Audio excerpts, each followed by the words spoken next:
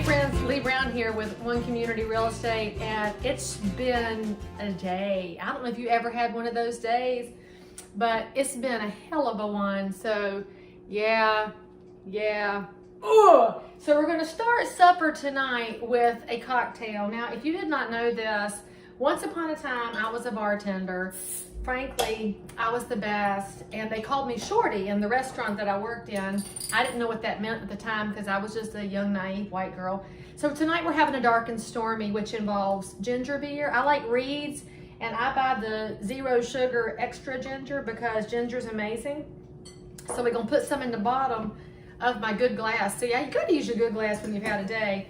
And then we're gonna throw some rum on top. Now, I like Queen Charlotte's rum because it's made here at the Muddy River Distillery in Belmont. That's Gaston County. Now, if y'all are not from the Charlotte area, you might not know Gaston County, or G-Town as we so affectionately call Gastonia. And yes, that's a liberal poor, don't judge. But I will tell you that if you're from Florida by chance, if you have ever made fun of Polk County, then frankly, you understand Gaston County, because Gaston County and Polk County are like kiss and kin, and frankly, they probably do kiss the kin there. So anyway, we're having a dark and stormy tonight, very important. And y'all never got to see me mix a cocktail before. So if you've already enjoyed the first little bit, just hang on, because what we're fixing to make tonight, so good. In fact, it's so good that when I made that for my runner girls Christmas party, they drank me out of house and home, because we run, frankly, just so we can eat and drink. So anyway, tonight I'm not actually making supper because I heard that y'all needed comfort food because some of y'all had a day like I had. So tonight we're gonna make banana bread. And this used to have pecans in it, but I ate them all because frankly you gotta eat them while they're sitting around. So one of your prep items you have to do is to chop them up real fine. And it's one of the few things that I have bought at the Pampered Chef parties that I keep getting invited to that I actually use. I love their little hand chopper thing here, but I don't think people have Pampered Chef parties anymore. If they do, they don't invite me, which is fine. They should, because I'm the person that when I get invited, I buy everything. So anyway, we'll use those in a minute, but I got distracted. We got to start off by putting our wet ingredients together. So if your bananas look like those over there, see, they're all pretty, nice and firm, beautiful yellow bananas.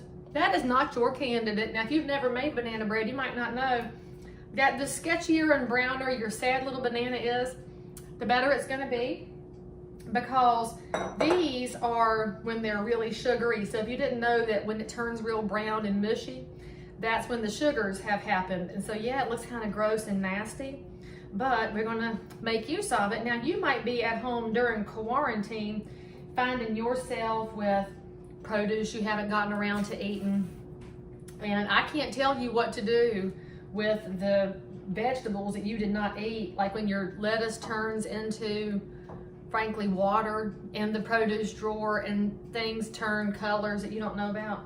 Hey, Timmy, hand me a fork off camera real quick. I didn't grab a fork.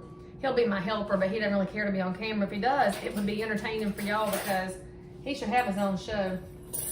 So anyway, I'll tell you though, if you have spinach that's going sad in your refrigerator produce drawer, the spinach actually winds up being pretty fantastic in a smoothie. Now we've got our bananas in the bowl. We're gonna mash them up. Oops. I didn't drink that much rum beforehand, I promise. I'm saving it for after I get off camera because some of y'all might judge me. But I'm at home, and when you're a Baptist, you get to drink at home. So anyway, we're gonna mash our bananas good. That's ingredient number one. 3 bananas, okay? So if your family is prone to actually eating what you bring in the house, you can actually buy them on discount at the grocery store over on that little cart at the end of the produce section. This is a great reason to spend like no money at all on the bananas nobody else wants, because you notice the grocery stores have super green bananas sometimes, and they're not good for anybody. In fact, we were at the Myrtle Beach Marathon in March of 2020, and for whatever reason, the bananas at the aid station were straight up green, and that's just not good for nobody. So anyway, you know you love it when I'm over here off camera for a second, but I always forget to have my towels and stuff handy, and my kitchen was not made for television. It's made to cook in. So anyway, after that, we are going to get our mayonnaise out. Now, I don't know where y'all live who are watching my videos, but if you use anything besides Duke's mayonnaise, we are not friends, because this stuff is unique and magical, and it says on the lid it's the secret to great food. They're not playing, y'all. I don't know how some of y'all have made it through life, frankly, eating things like Hellman's. Hellman's is nasty, or that salad dressing stuff. Duke's mayonnaise. In fact, when I did not live in North Carolina for a short time, I would carry this back in my suitcase. You need about a half a cup, so that's not quite a half a cup, which is like 2 giant dollops with your big spoon. And so that's how much we need of that. And then we need 1 egg. Lucky for me, I have 1 egg left in my refrigerator. We're gonna put it in, and shazam, we're gonna mix that up, and then that makes your wet ingredients. And we're gonna stir it good. Now be careful though, just to combine it, because if you over stir, for whatever reason, it will take all the moisture and lightness out. And frankly, even if you understand all the science, please don't tell me about it, because I really don't care. I just want things that taste good, and this is amazing. And for those of y'all that are sitting there going, ooh, mayonnaise, don't be so judgy. You gotta try it, because it seriously makes the moisture happen in this banana bread. So that is our wet ingredients. And now we're gonna put our dry ingredients together in another bowl. This is pretty easy. It's just a 1.5 cups of flour. And as you know, I only use white lily flour. If you are a Yankee who lives somewhere else, you're gonna have to hunt and find it, because frankly, there is no other kind of flour I'm gonna buy. Even though a good friend of mine said I had ought to buy King Arthur to make bread, I bought some, and we'll see how that experiment turns out. But the reason my cakes, pies, biscuits, and everything are so good is white lily flour. So you need a 1.5 cups of that. Let's mix it up here. You don't have to sift it. That's for fancy baking things. We need a teaspoon of baking soda, not baking powder. If you're new to cooking, please pay attention. There's a difference. And I do actually measure things like baking soda and baking powder, but I don't always measure salt, because I like to be very Justin Wilson. So about a 1/2 teaspoon of salt. We're gonna toss that in there. And now, well, I'll just stir with the back of my teaspoon spoon, because I didn't pick another fork up to disperse that a little bit. And then let's get those mixed in. Now you want your baking soda and salt to be evenly dispersed, because that's the magic of the rising. And then we need some sugar. We're gonna use 3/4 cup. And those of y'all that are thinking, well, Lee, if you use a special brand on flour, what do you use on sugar? Friends, I use Dixie Crystals. I don't know why y'all would use anything else. So this is Dixie Crystal sugar. So we need 3/4 cup, 1, 2, and 3. And then we're gonna add in our pecans, and we need about a 1/2 cup. So I chopped them up before I put y'all on camera, because I'm nice like that. And I'm gonna take the large pieces off the top, and I'm frankly just gonna eat them. And I'm gonna pick out the big ones, because my family will fuss if there's too big of a chunk in the banana bread. And those will be my snack with my dark and stormy after I'm done being on video with y'all. So anyway, you notice how much happier I am already? You'd be happier too if you learn how to cook some things at home that will make everybody come into your kitchen and be happy. And then drink lots of beverages, because we're going to make it through coronavirus. And especially if you people would stop giving up all your civil liberties. And I think we're gonna have to have a discussion about that.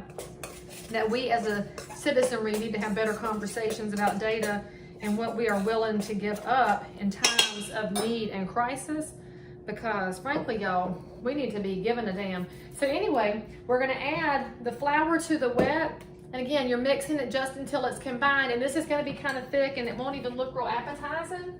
So for those of y'all that are sensitive, all right, I hope you saw the back of my shirt. It's my fancy one. I wore it just for y'all. So we're gonna put the wet mixture in with the dry mixture. By the way, Michael Oppler is right. My oven is 350 degrees, because 350 tends to be the magic number. So I didn't cut it on though, because look, let's just hit start and cut that on. Mix this until it is just mixed. So go around the edges. I've had to teach my children not to mix too enthusiastically, because that's how flour gets all over your countertop. And frankly, I'm wearing a navy blue shirt. Doesn't match my black skirt, so please don't judge that I do not match this evening, because I had that day. But still, here I am, right? And here with you, wherever you are on the other side of the camera. Hopefully you're sending me some love on the other side. And you should know that I do enjoy making this in the morning when I get back from my runs, because then I have nice warm banana bread to go with my cup of coffee. because one reason I do like to run in the morning is I get to come home and drink as much coffee as I want afterwards. So now we're nice and mixed, and see, that's what it looks like. See, it just looks like a kind of a glumpy mess. And then we have our loaf pan. I already greased it up. Now I grease my pan with Crisco, and I'll tell y'all a secret to greasing your pan. Put your hand in a Ziploc bag and then reach into your Crisco and wipe it around, and then you won't get Crisco all over your hand and things will come out of your pan. So now I use the mini loaves because frankly, we can't eat a large one effectively, and this means that we have a couple of spares to give away if somebody has had a death or an emergency, a job loss, a spousal loss, or the children went to rehab. There's lots of reasons somebody might need banana bread. Or my doctor friend, she was noticing my post on social media and said, oh, it looks so good. I said, girl, come by my house on the way home from the doctor's office and I will send some home with you. But I think she's probably afraid she'll have to share, but she would. She's good like that. So that's what we're going to do. See, that's just enough mix for 4 mini loaves, which means you could have some for you, some for your mama, some for a friend, and some for a stranger in need. And you probably shouldn't give it to a real stranger though, because they probably wouldn't trust your cooking during coronavirus times, but maybe they would, I don't know. Frankly, some people I don't think are caring in the slightest bit right now, which is fine. We're supposed to have the freedoms for that. So anyway, there is our food. Big secret here, use your finger to get a little extra up off the edges so it doesn't bake and make little black spots on your pan. My house, my rules. Now I'm gonna throw this in the oven. Now a normal loaf would probably take an hour to cook. Mini loaves, maybe 35 minutes. Cook it until your toothpick comes out clean. I never use a knife, I use a toothpick. Have your cocktail, have you some banana bread. Y'all, it's all gonna be all right. Click subscribe. As usual, please tell me what I should name my show and tell me what you need me to make next. I'm probably gonna disclose the secrets to the best cobbler ever, so that as y'all are thinking ahead to family reunions and pig pickings, you will have something to carry with you. In the meantime, carry on and I'll see you soon.